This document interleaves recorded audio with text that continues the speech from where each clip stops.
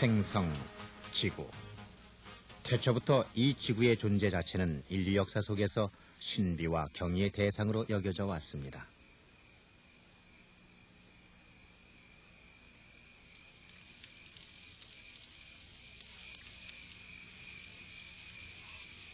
예수님께서 오시기 수천 년 전 히브리의 목동 다윗 또한 그의 조상들과 후손들이 그랬듯이 하나님께서 만드신 이 세상의 신비에 도취됐습니다.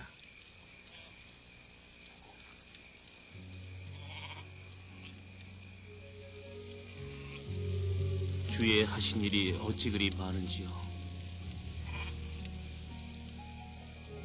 주께서 지혜로 죄를 다 지으셨으니 주의 부요가 땅에 가득하니이다. 하늘을 휘장같이 치시니 주의 종들의 자손이 항상 있고 그 후손이 주를 찬양하리로다.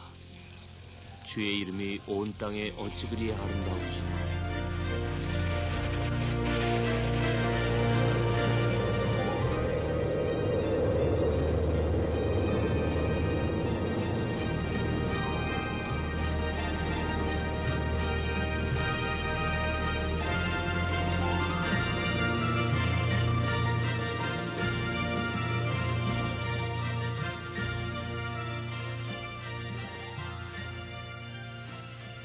우리 우주 비행사들은 사람들로부터 우주에 갔다 온 느낌을 속 시원하게 표현하지 못한다는 불평을 듣곤 하죠.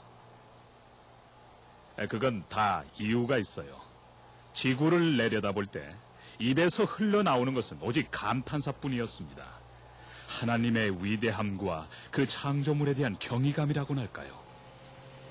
우주 비행사 가이 가드너 대령은 11년 동안 미국 스페이스 프로그램에 참여해왔으며 그의 우주 비행 기록은 2번이나 됩니다.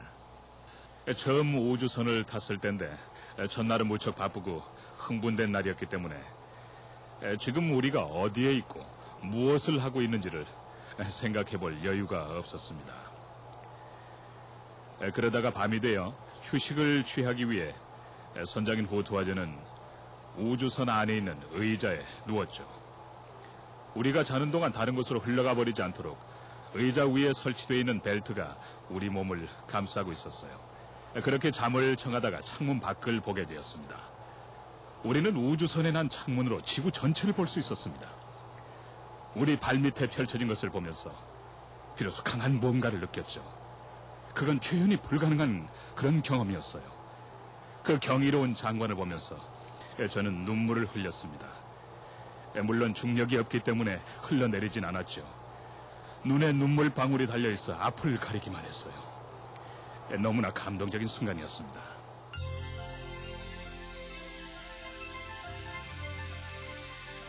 태양계를 조사하면 할수록 지구는 더욱 신비스러워집니다. 우리는 태양계 다른 행성을 조사하기 위해 탐사선들을 보냈어요. 어떤 것들은 태양계 바깥쪽으로도 보냈습니다. 우리는 지상의 망원경과 지구 궤도에 설치된 망원경을 통해 여러 행성들을 열심히 연구했어요. 그런데 이 우주를 연구하면 할수록 더욱 분명해지는 것은 전 태양계와 어쩌면 전 우주에서 생명체가 살기에 가장 적합한 장소가 바로 우리가 살고 있는 지구라는 것입니다.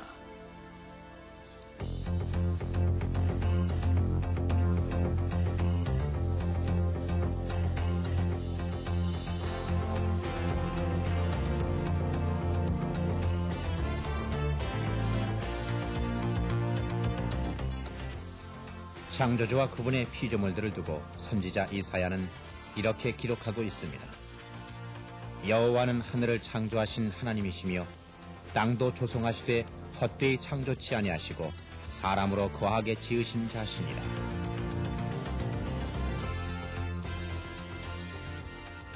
오늘날 이 지구에는 100만 종이 넘는 서로 다른 생명체가 살고 있습니다. 다양하고 때론 신비롭고 이 각각의 종들이 존재할 수 있는 환경을 조성해주는 특이한 체계가 있습니다.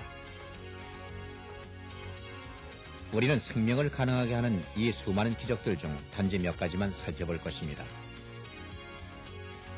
지구와 그 피조물과의 연관관계를 이해하는 것은 창조주의 성품과 마음을 들여다보는 기회가 될 것입니다.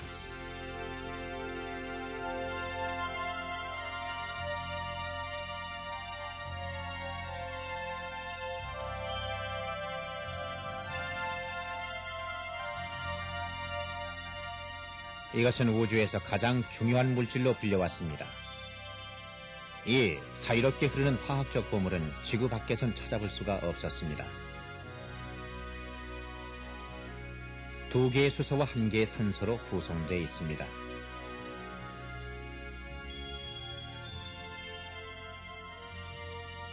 대륙을 형성하고 기온을 조절하며 이것 없이는 어떤 생명체도 존재치 못합니다. 그건 바로 물입니다.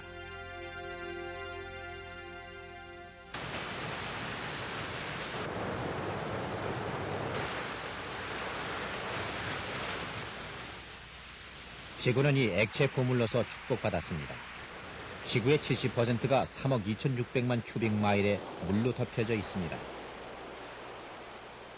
이 땅이 아주 약했다면 지구 전체는 2,500m의 깊이로 물속에 잠겨버렸을 겁니다. 색깔도 없고 냄새도 맛도 없습니다. 평범하지만 지극히 감동적인 역할을 합니다. 우리의 모든 생활사에 깊게 관련되어 있기 때문입니다. 빵 한 덩어리를 만드는데 약 750리터의 물이 소요됩니다. 1배럴의 원유를 정제하는데 2,500리터가 소요되며 450g의 쇠고기에는 10,000리터 정도이며 그리고 무려 15만 리터의 물이 자동차 생산에 필요합니다. 이 모든 수치는 놀라운 것이지만 다음 사실은 이 물의 중요성을 더욱 잘 보여줄 것입니다. 사람의 몸의 60% 이상이 바로 H2O입니다.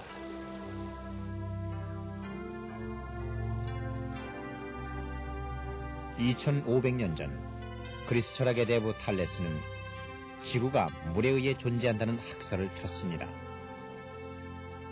그의 지적은 아주 정확했음이 이미 밝혀졌습니다. 그러나 이 값싼 자원을 이토록 생명의 활력소로 만드는 것은 무엇일까요? 자연에서 그리고 과학 실험을 통해 그 수많은 대답을 찾아보겠습니다. 오래전부터 물은 이 지구상에서 가장 독특한 용매로 알려져 왔습니다. 그 능력을 검증하기 위해 물이 가득 찬 비커 속에 설탕 한 컵을 첨가해 보겠습니다. 놀랍게도 전혀 흘러넘침이 없이 설탕은 전부 녹아 들어갑니다. 충분한 시간이 주어지면 물은 어떤 물질이든 용해시킵니다. 만물의 용매로서 이 물의 중요성은 부식이라는 과정을 통해 자연에서 관찰됩니다.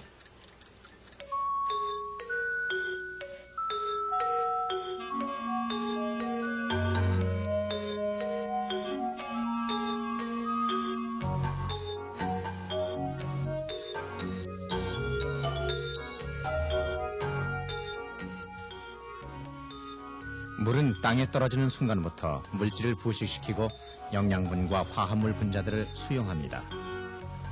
사실 지구상에 알려진 원소 중 거의 절반이 물속에서 발견됩니다.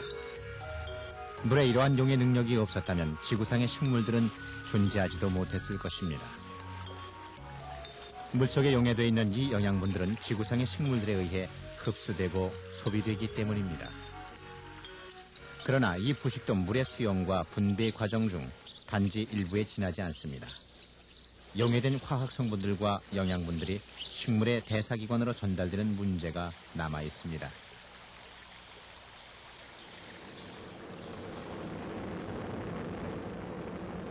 우주로의 여행은 이 난제를 해결하는 데 뜻하지 않은 실마리를 제공했습니다. 중력이 제로인 무중력 상태의 우주에서 가장 재미있는 일 중에 하나는 음식을 먹는 것인데 특히 물입니다. 우주에선 물이 흐르질 않아요. 중력이 작용하지 않기 때문이죠. 물방울 상태로 존재합니다. 입술을 갖다 대고 마시려고 하면은 땅 위에서처럼 물이 입으로 들어오질 않고 얼굴을 덮고 코를 막아버려 재채기를 하곤 했어요.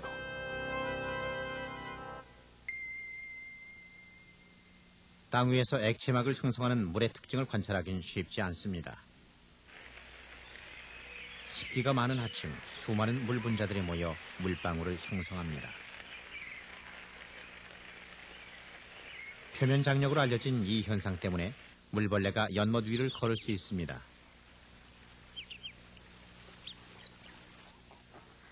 오리 등에 생겨난 물방울도 이 현상에서 비롯됩니다. 그러나 창조에 있어서 표면 장력의 가장 큰 역할은 아마 이것일 것입니다. 좁은 공간 속에서 물을 끌어올리는 힘인 모세관 현상은 식물 세계에서도 끊임없이 일어나고 있습니다. 이러한 모세관 현상은 물의 표면 장력과 액체와 고체 간의 인력으로 생겨지는 것인데, 이 현상을 검증하기 위해서 흰 카네이션의 줄기를 각기 다른 색깔을 띠는 물속에 분리시켜 두었습니다. 필름을 빨리 돌려 이 과정을 지켜봅시다.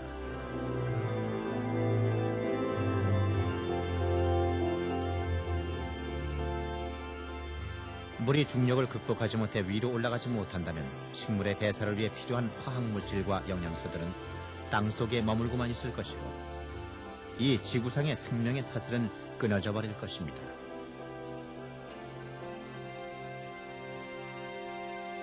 물이 과연 효과적으로 식물을 통해 올라갈까요? 모세관 현상을 일으키는 물의 특성을 통해 2000년 이상이나 이 거대한 삼나무의 꼭대기까지 매일 최소한 1톤의 물을 끌어올렸다는 사실이 믿어지십니까?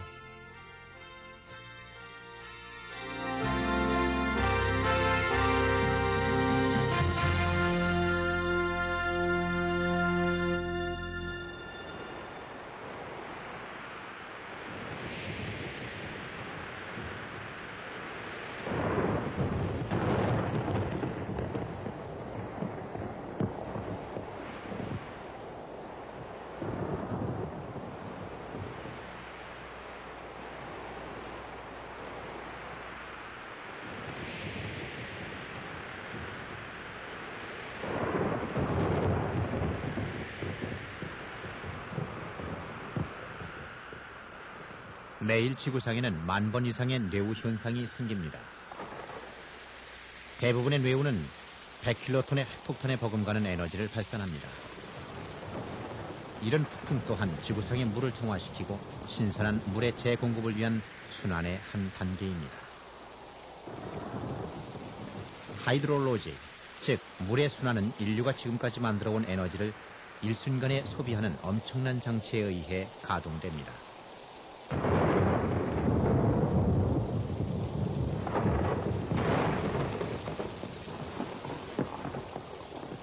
다음 과정을 살펴보면 지구를 향한 하나님의 지대한 관심을 이해할 수 있을 것입니다.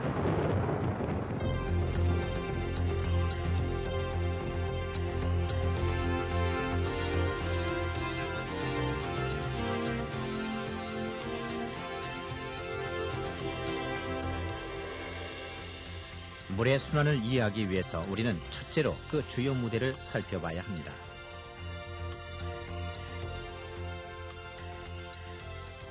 지구상의 물의 97%는 바다에 저장되어 있습니다. 지구상의 수많은 생명체를 유지시키기 위해선 두 가지의 필수적인 일이 끊임없이 반복돼야 합니다. 바닷물에서 염분이 제거돼야 하고 그 물은 다시 지구 표면에 골고루 전달돼야 합니다. 태양열의 도움을 받아 이 두 가지 일은 깨끗이 해결됩니다. 액체인 물은 염분을 떨쳐내고 기체 상태로 기화하여 증기 상태로 공기 중에 스며듭니다.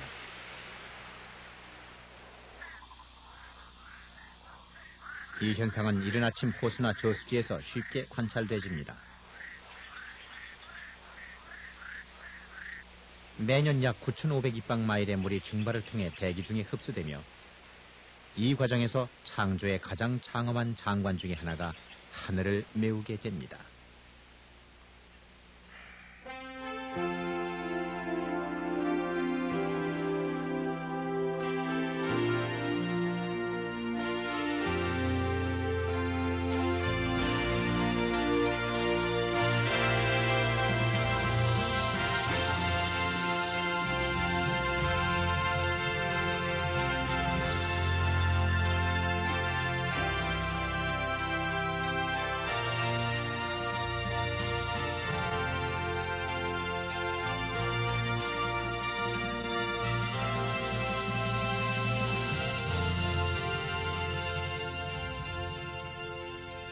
실제로 구름은 기막힌 운송장비인 셈입니다. 물방울이 모여서 된 구름은 바람에 의해 어느 곳으로도 쉽게 운반됩니다. 구름이 하늘 높이 올라감에 따라 냉각되고 그리고 수축되어 마침내 생명수로 기원하게 됩니다.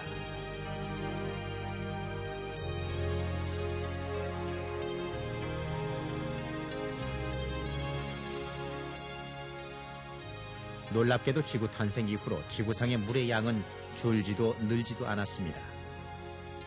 어쩌면 여러분이 오늘 아침 세수할 때 사용했던 물은 파라오 시대 때 나일 강변을 적시던 물이었을지도 모릅니다. 인류 역사를 통해 이 액체 보물은 끊임없이 정화되어 새롭게 사용되어져 왔습니다.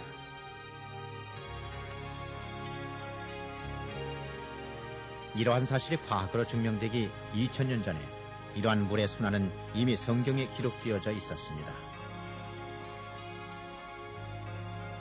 모든 강물은 다 바다로 흐르되 바다를 채우지 못하며 어느 곳으로 흐르든지 그리로 이어나여 흐르느니라.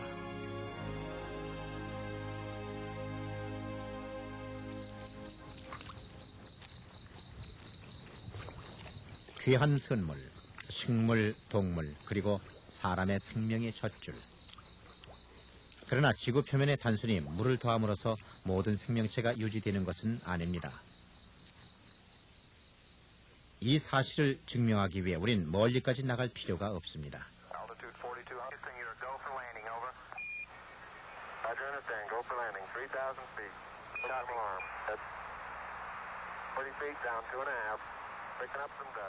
단지 24만 마일 떨어진 이곳, 지구와 가장 가까운 이 황량한 달에 생명체라고는 지구에서 온 우주 비행사뿐입니다.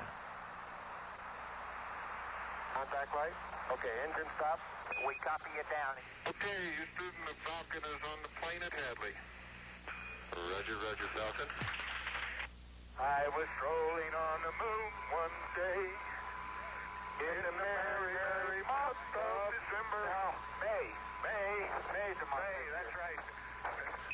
Okay, we're headed that way.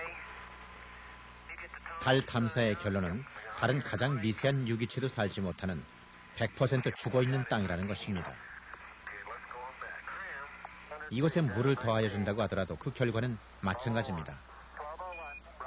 강과 바다 그리고 그 밖에 많은 조건들이 충족되어야 하기 때문입니다. 지구 생명체를 위한 창조주의 방정식에는 무수한 인자와 요소가 절묘하게 조화되어 풀려나가고 있습니다.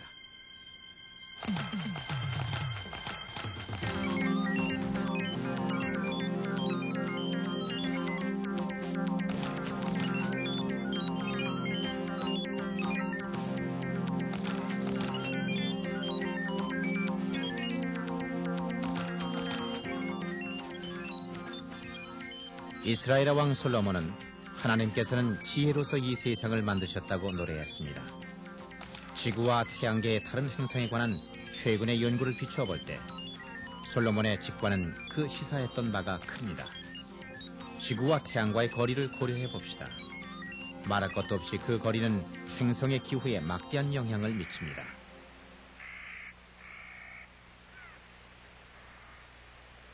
대부분의 열과 빛을 제공하는 태양과 그다지 멀지도 그다지 가깝지도 않은 거리는 평균 온도 15도라는 아주 쾌적한 환경을 만들어줍니다. 지구상에서 가장 혹심한 환경으로서 55도나 되는 사하라 사막에도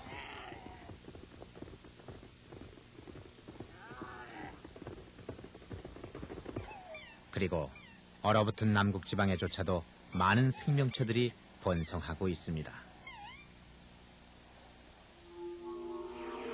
지구와 가장 가까운 행성인 금성.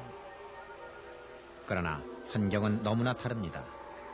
비슷한 크기 때문에 지구의 쌍둥이라고도 불리는 금성은 태양과 불과 1000km 떨어진 채 공존하고 있으며 용광로 같은 이곳의 표면 온도는 매일 무려 482도 이상이나 치솟는데 이는 납을 녹여버릴 정도입니다.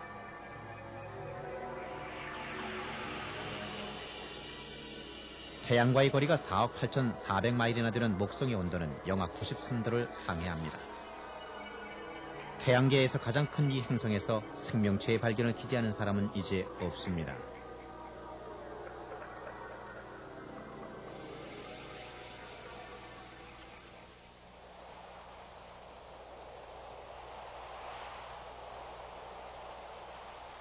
북극성을 향해 촬영한 필름을 빨리 돌리면 우리는 지구에게 베풀어진 또 하나의 배려를 발견할 수 있습니다.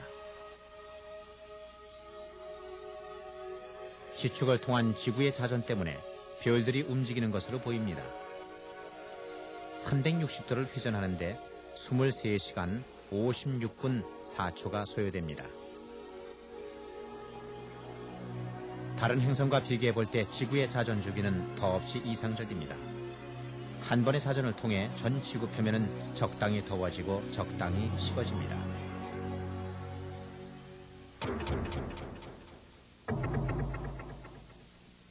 자전 주기의 중요성은 수성을 관찰하면 명백해집니다. 태양과 가장 가깝게 공전하면서 59일 만에 오직 한 번 자전을 하는데 이로써 수성의 표면은 끔찍한 열과 엄청난 추위가 지루하게 계속 반복되고 있습니다. 금성과 목성처럼 이것 또한 생명체를 발견할 가능성은 전혀 희박한 것으로 보고 있습니다.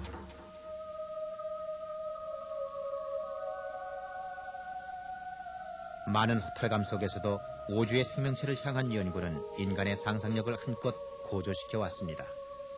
오랜 세월 동안 사람들의 기대는 이곳 화성에 집중됐습니다. 태양으로부터 네 번째 위치한 화성은 지구와 닮은 점이 아주 많습니다. 지축의 경사와 자전 주기가 거의 일치합니다. 많은 천문학자들은 화성의 극지대에는 얼음이 있을 것이고 표면에 패인 부분은 물이 흐른 흔적이라고 믿어왔습니다.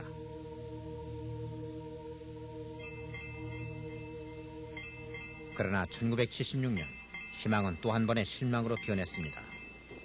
우주선 바이킹호가 탐사를 하고 사진을 찍고 토양을 채집한 결과 화성 역시 또 하나의 죽은 땅처럼 보였습니다.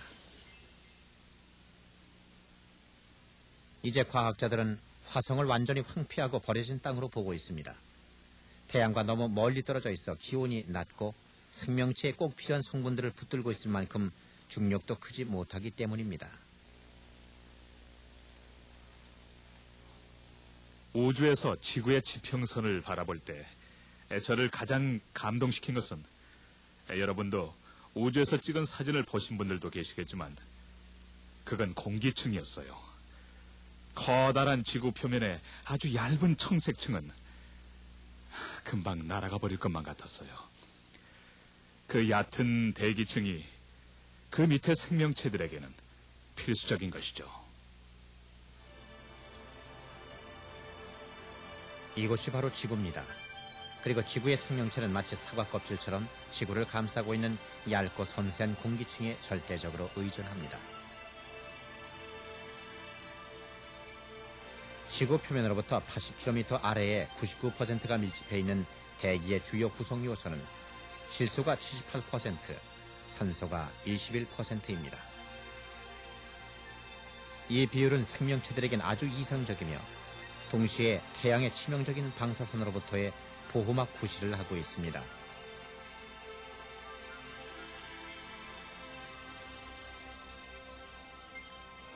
버려진 위성인 달의 삭막한 표면은 대기가 존재하지 않은 상태를 생생하게 보여주고 있습니다.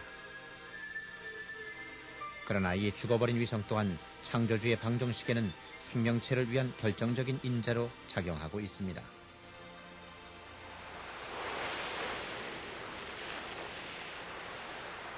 실제로 바다의 조수간만은 달의 인력에 의해 지배를 받습니다. 만약 달이 지구에 조금만 더 가까웠어도 또 달이 조금만 더 컸어도 격렬한 파도가 대륙 여러 군데를 덮어버렸을 것입니다.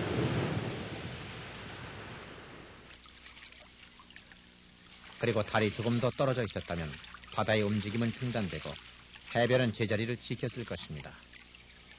이 어느 경우도 분명 우리 생명체에겐 치명적이었을 것입니다.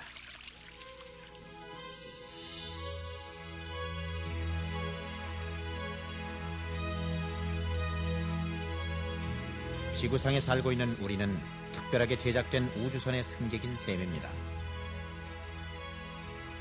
작동되는 수많은 동작에는 절묘한 조화가 내재되어 있는데 이것은 태양계 어디에서도 관찰되지 않기 때문입니다.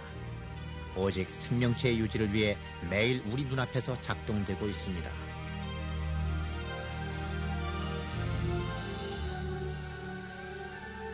풍요하게 흐르는 물, 그리고 이상적인 형태의 기후, 농업에 적당한 토양, 해안을 정화해주는 조수간만, 액체 보물을 운반하는 구름으로 장식된 생명을 떠받고 있는 대기, 이상적인 크기에서 생겨나는 중력,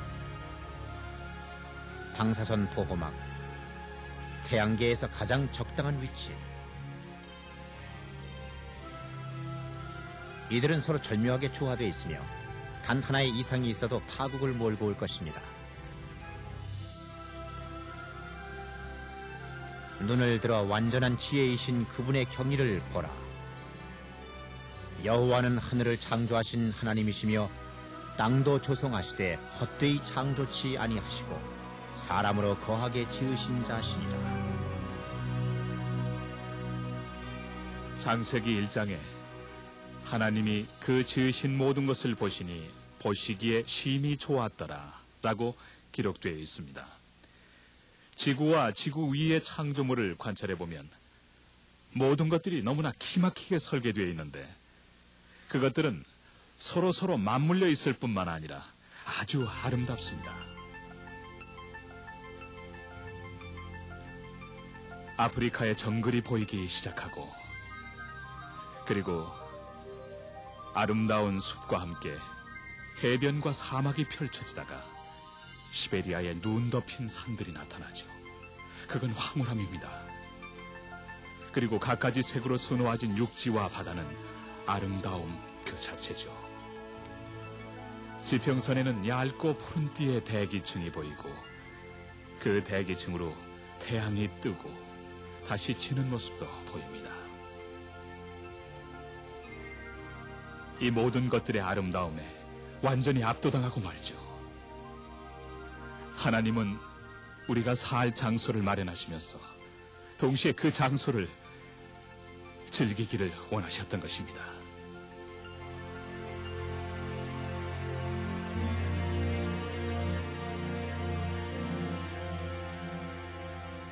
아리스토텔레스는 아름다움은 신의 선물이라고 했습니다. 그리고 이탈리아의 시인 단테는 자연은 예술이라고 노래했습니다.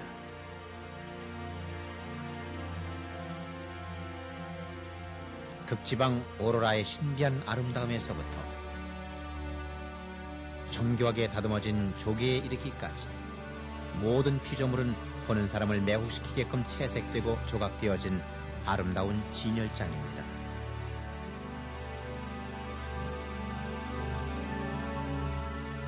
눈은 지난 겨울에도 그리고 까마득한 옛날에도 겨울이면 지구를 하얗게 덮었을 것입니다.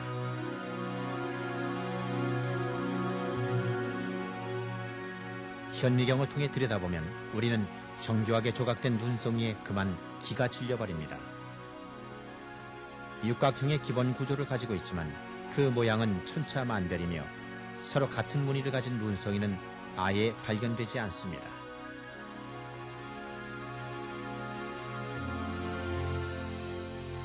이것은 전혀 실용적이지 못합니다.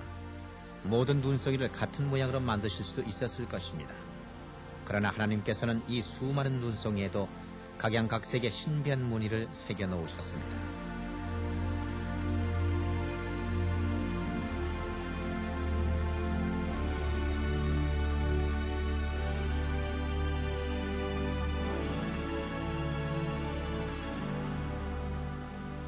이런 아름다움에 대해 생각해 볼 때 우리는 창조주의 마음을 들여다볼 수가 있습니다.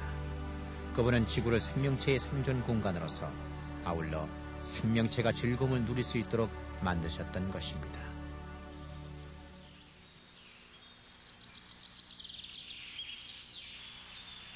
이러한 양면성은 창세기 2장에 기록되어 있습니다. 여호와 하나님이 동방의 예단에 동산을 창설하시고 여호와 하나님이 그 땅에서 보기에 아름답고 먹기에 좋은 나무가 나게 하시니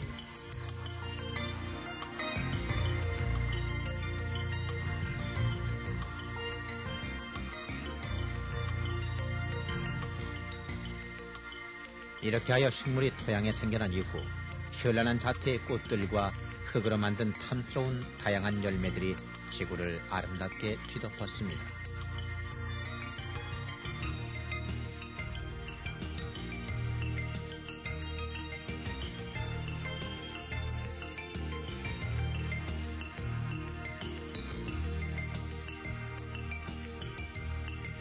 (30만) 종이 넘는 식물들은 살아있는 벽화로서 지구를 단장하고 있습니다. 그들은 음식과 옷, 집을 제공해 줍니다. 그들의 줄기와 뿌리에서 약품을 얻습니다. 우리가 호흡하는 대부분의 산소는 그들의 잎에서 만들어집니다. 물과 대기, 그리고 방사선 포호막처럼 식물 또한 없어서는 안 됩니다. 이들의 조화 때문에 지구는 살아있는 것입니다. 우리 주변 그 어디를 둘러봐도 다양한 지구의 신비는 항상 우리를 기다리고 있습니다.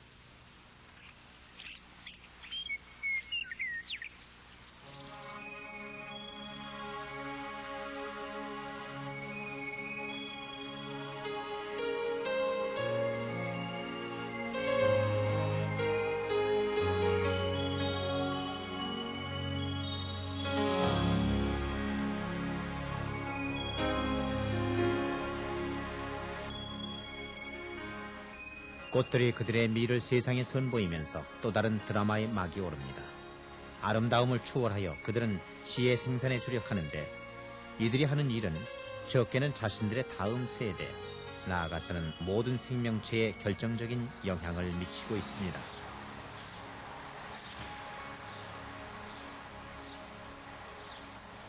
아이슬란드 양귀비씨의 형성을 살펴보겠습니다. 마치 먼지처럼 보이는 이 꽃가루 알맹이 속에는 다음 세대의 유전자 청사진의 반이 포함되어 있습니다.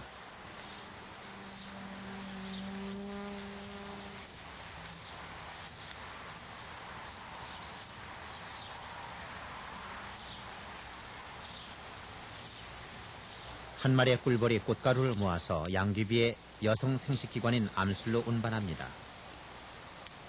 이로써 쉽게 눈에 띄지 않는 신비로운 일이 시작됩니다. 한 개의 화분에 초점을 맞추고 현미경을 부착하여 촬영한 필름을 빨리 돌려보겠습니다.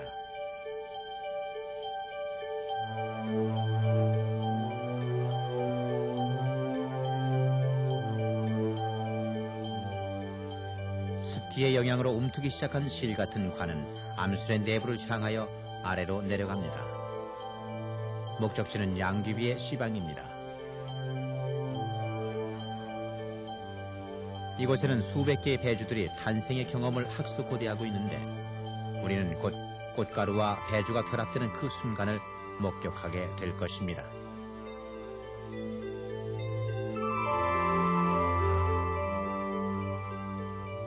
관의 여행은 계속되고 마침내 순결을 지켜왔던 배주에 가 닿습니다. 이로써 생명의 불꽃이 점화되었습니다.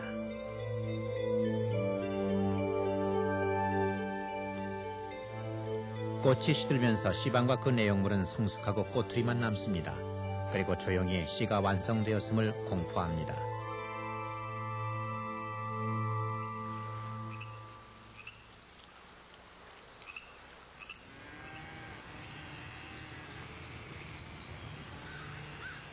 지구상의 모든 식물들은 공통적으로 열매와 꼬투리, 솔방울 같은 것으로 이러한 기적을 알리고 있습니다. 그리고 때가 되면 씨라는 생명의 보물을 세상에 퍼뜨리는 것입니다.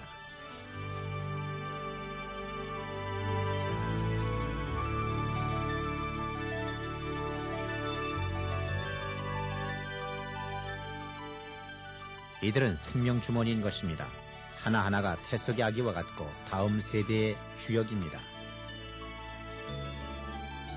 이들은 우리 주변에서 그리고 이름 없는 숲속에서 조용히 생겨나고 있습니다. 그러나 이들이 세상에 성공적으로 데뷔하기 위해선 자랄 수 있는 적당한 환경이 필요합니다. 씨들은 그곳을 먼저 찾아내야 합니다.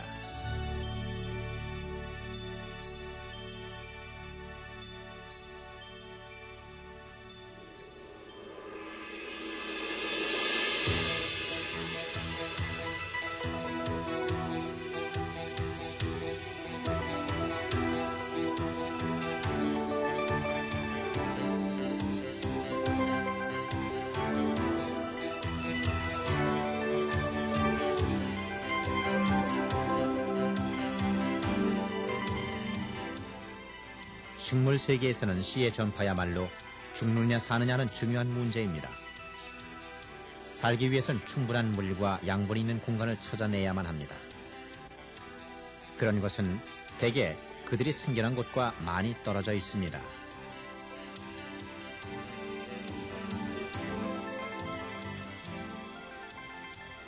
많이 이동하지 않는 씨도 있지만 어떤 씨들은 지구를 반바퀴나 돕니다. 그러나 그 거리는 둘째치고 이들에게 이동 능력을 부여해 놓은 점에서 창조주의 손길을 엿볼 수 있습니다. 이러한 창조주의 손길을 확인하기 위해서 멀리까지 나갈 필요가 없습니다. 야생 귀리밭에서 발견되는 씨들의 이동 능력은 가히 탄복할 정도로 효과적입니다. 각각의 씨 끝에 붙어있는 가는 실의 움직임을 유심히 관찰해 보시기 바랍니다. 까끄라기라고 불리는 이것은 주변 습도의 변화에 아주 민감하게 반응하고 있습니다.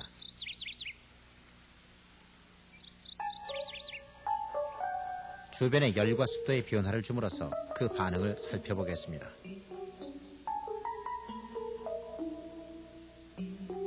첫째로 주변의 공기를 습하게 하면 까끄라기는 완전히 움츠러들어 버립니다.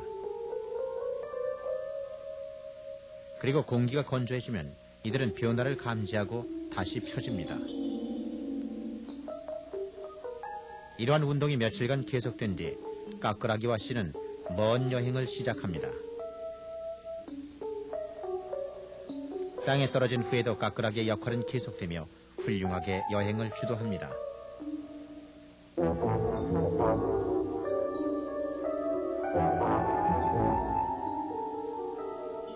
촬영한 필름을 빨리 돌려보겠습니다. 물론 여러분은 실제 일어난 장면을 보시는 것입니다. 움직이는 까끄라기는 야생 귀리 씨에게 추진력을 부여하고 있습니다. 놀랄만한 공학이 담겨져 있습니다.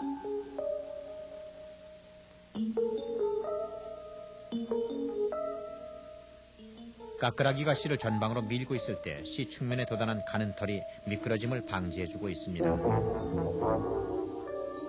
그리고 중력에 의해 씨의 코가 기울어지는 순간 까끄라기의 유용성이 또 한 번 발휘되는데 이로써 씨는 훌륭하게 땅속으로 들어갑니다.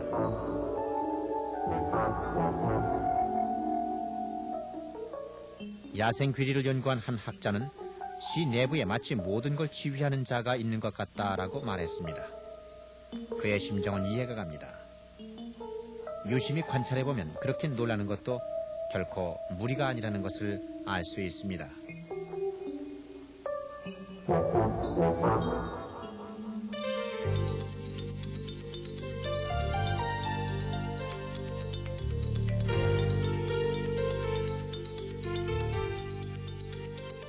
괭이밥씨들의 전파 방법은 조금 다른 양상을 띠지만 그 기발함은 공통적입니다. 키가 1인치도 안 되는 이 가느다란 주머니는 아마 여러분의 뒷마당에서도 볼 수 있을 것입니다. 괭이밥의 꽃으로부터 만들어진 이 열매 속에는 20개가 넘는 씨가 담겨져 있습니다. 여러분은 이제부터 씨를 싸고 있는 겉껍질을 유심히 보시기 바랍니다. 빨리 돌린 현장의 필름이 살아있는 콩학의 진수를 보여줄 것입니다.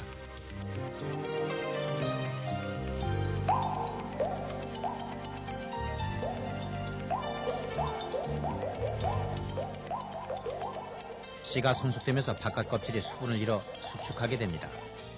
동시에 속 껍질은 수분을 흡수하여 크기가 약 2배로 불어납니다.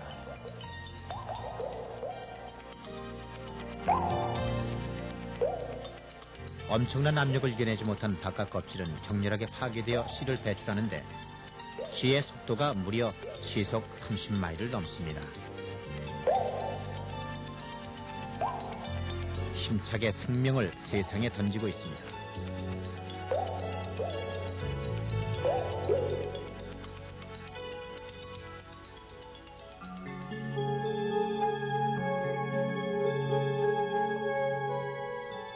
서유럽이 원산지고 북미 동부해안에 번창하고 있는 스코틀랜드 수수의 씨의 전파는 더욱 힘찹니다.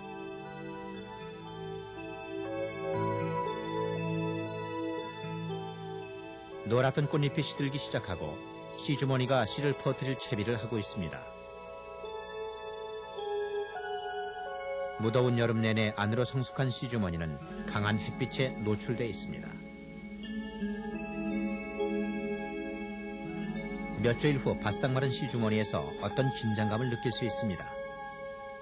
자연에서 가장 궁디한 생명의 서곡이 울려 퍼집니다.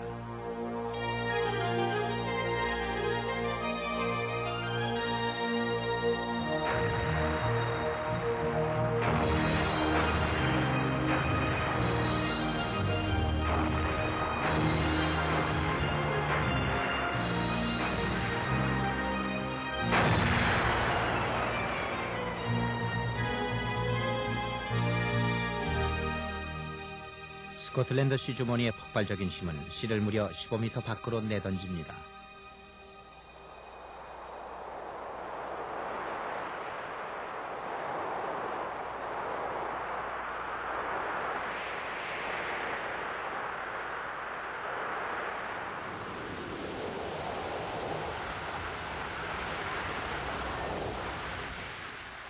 연약한 씨들은 거대하고 위험한 세상에 직면합니다.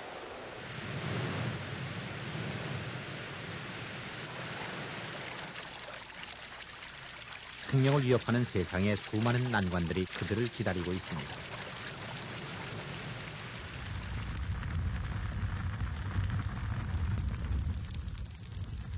그러나 생명의 전파를 위한 창조주의 계획은 이러한 위협까지도 적절하게 이용하시고 계십니다. 이러한 자연의 위협이 때론 생명의 전파에 결정적인 역할을 담당하고 있기 때문입니다.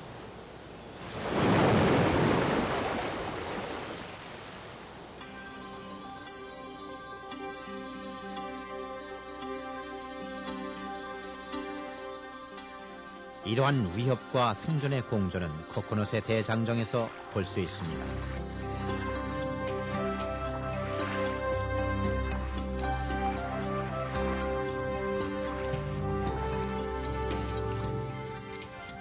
고작 몇백 그램밖에 나가지 않는 이 열매는 무려 1600km의 거친 바다 여행을 견딜 수 있습니다.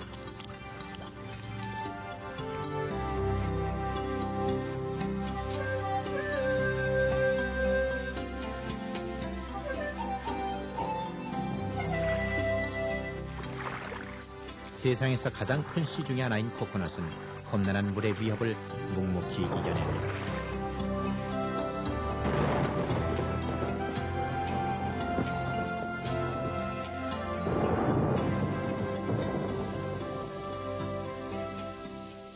코코넛의 생존의 열쇠는 공기가 들어있는 외부 껍질에 있습니다. 우리가 먹는 씨 자체는 며칠 지나면 물에 가라앉아 버립니다. 그러나 물에 뜨게 하는 섬유질에 쌓여있기 때문에 1년 이상을 수면에서 견딜 수 있으며 염분에 치명적인 피해도 입지 않습니다.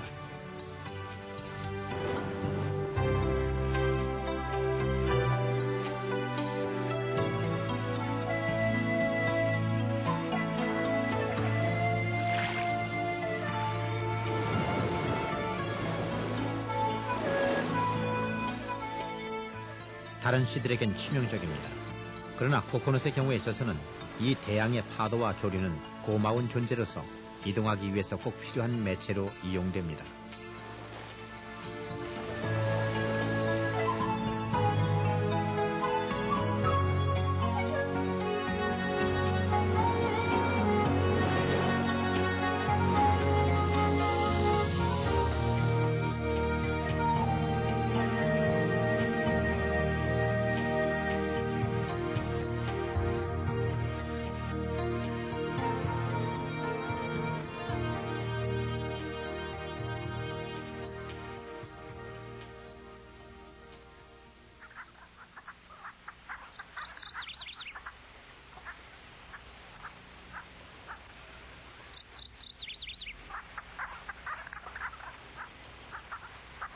지구상의 생명체의 조화는 전혀 엉뚱한 방법으로 이루어지기도 합니다. 이곳 납콘 소나무들이 후손을 퍼뜨리는 데 있어 자연의 힘의 중요성은 그 절정에 달합니다.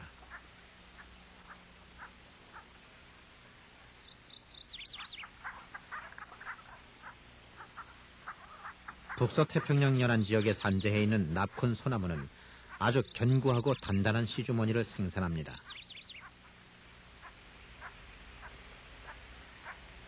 큰 줄기에 주렁주렁 달려있는 이 괴상하게 생긴 방울은 아주 유별난 성격을 가진 것 같습니다.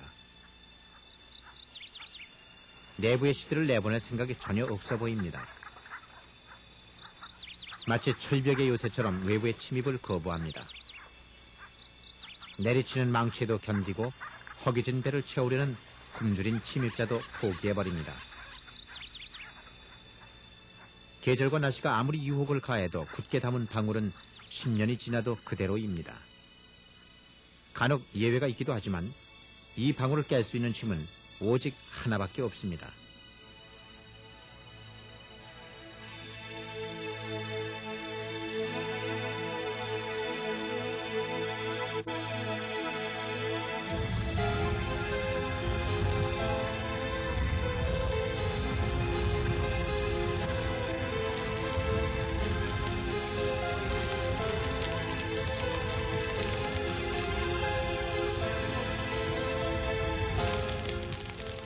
사정없이 타오르는 산불이 그 이유를 설명하려고 합니다.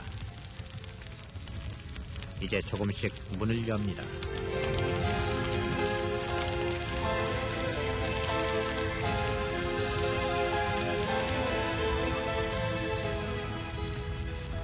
약간 벌어진 틈으로 유독 가스를 배출하는데 내부의 시들은 외부와 차단되어 있습니다.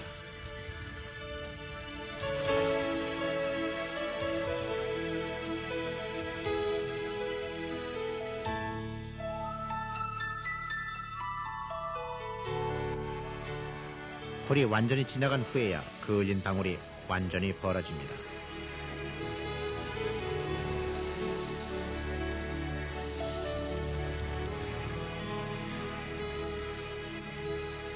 숲속은 기적처럼 다시 살아나 예전의 모습을 다시 찾습니다.